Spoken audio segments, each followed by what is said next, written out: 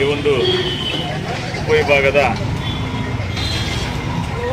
ಸಹಾಯಕ ಕಾರ್ಯನಿರ್ವಾಹಕ ಅಭಿಯಂತರಾದಂಥ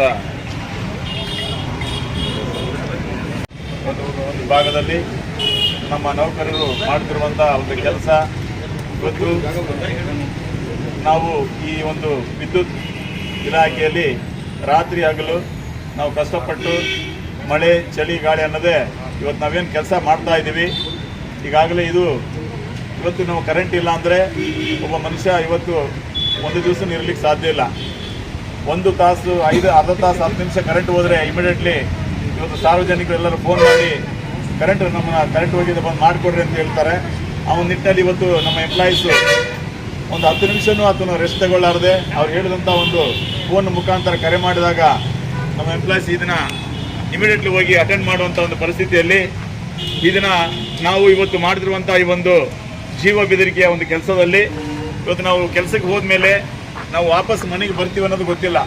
ನಾವು ಯಾವಾಗ ಮನೆಗೆ ವಾಪಸ್ ಬರ್ತೀವೋ ಆವಾಗ ನಮ್ಮ ಜೀವ ನಾವು ಮನೆಗೆ ತಂದಂಗೆ ಈ ನಿಟ್ಟಿನಲ್ಲಿ ನಾವು ಕೆಲಸಗಳನ್ನು ಮಾಡ್ತಾ ಇದ್ದೀವಿ.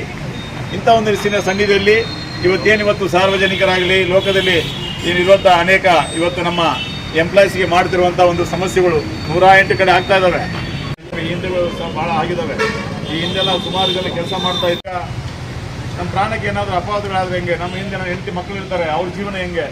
ಇವತ್ತು ನಾವು ಅನೇಕ ಜನ ನೋಡ್ತಾ ಇದ್ದೀವಿ. ಇವತ್ತು ನಮ್ಮ ರೈಲು ಸತ್ತಾಗ ಹೆಂಡತಿ ಮಕ್ಕಳು ನೋಡ್ತಾ ಇದ್ದೀವಿ.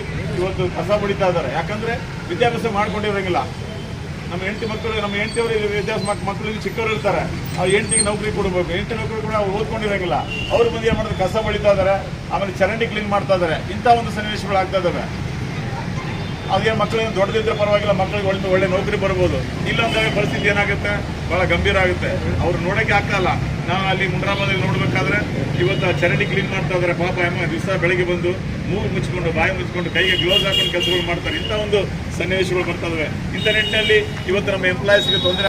ಸಾರ್ ಇವತ್ತು SCಗೂ ಫೋನ್ ಮಾಡಿದ್ದಾರೆ, ಆಮೇಲೆ ಮತ್ತು ಅವರಿಗೂ ಫೋನ್ ಮಾಡಿದ್ದಾರೆ. ನಾವು ಯೂನಿಯನ್ಗಳಿಗೆ ಮಾತಾಡಿದ್ದೀವಿ. ಇವಾಗ ಏನಪ್ಪ ರಕ್ಷಣೆ ಹೆಂಗೆ ಬೇಕು ಸರ್, ನಮಗೆ ಹೆಂಗೆ ಕೊಡ್ತೀರಿ ನೀವು ಅಂತೇಳಿ. ನಾವು ಇವತ್ತು ಅವ್ರು ಬರೋವರೆಗೂ ನಾವು ಮುಷ್ಕರ ನಾವು ಮುಗಿಯಲ್ಲ ಅಂತ ಹೇಳಿದ್ವಿ. ಆದರೆ HM ಸರ್ ಒಂದು ಮಾತು ಹೇಳಿದ್ರು, ಇಲ್ಲ ಸರ್ ನಾವು ಹೋಗಿ ಪೊಲೀಸ್ ಸ್ಟೇಷನ್ ಕಂಪ್ಲೇಂಟ್ ಕೊಡೋಣ. ಅದೇ ಸರ್ SC ಸರ್ ಹೇಳ್ತಾ ಇದ್ದಾರೆ, ಹೋಗಿ ಒಂದು ಕಂಪ್ಲೇಂಟ್ ಕೊಡ್ರಿ, ಕೊಟ್ಟು FIR ಮಾಡಿರಿ. ಅದು ಮುಂದೆ ಏನಾಗ್ತದೆ ನೋಡೋಣ. ಆಗಿಲ್ಲ ಅಂದರೆ ನಾವು ಅದಕ್ಕೆ ಏನು ಬೇಕೋ ಮುಂದೆ ನಮ್ಮ ಮೇಲೆ ಅಧಿಕಾರಿಗೆ ನಾವು ಅದನ್ನು ತಿಳಿಸಿ ಅದ್ರ ಮೇಲೆ ಕ್ರಮ ತೊಗೊತೀವಿ ಅಂತೇಳಿ ಹೇಳ್ತಾ ಇದ್ದಾರೆ. ಅದಕ್ಕೆ ಈಗೆಲ್ಲ ನಾವು